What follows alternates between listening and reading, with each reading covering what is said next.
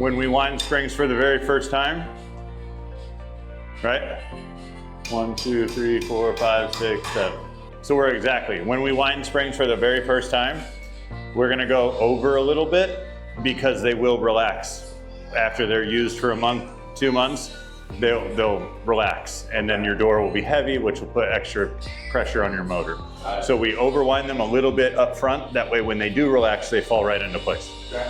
So I'll usually do 2 extra, I'll usually go to 30.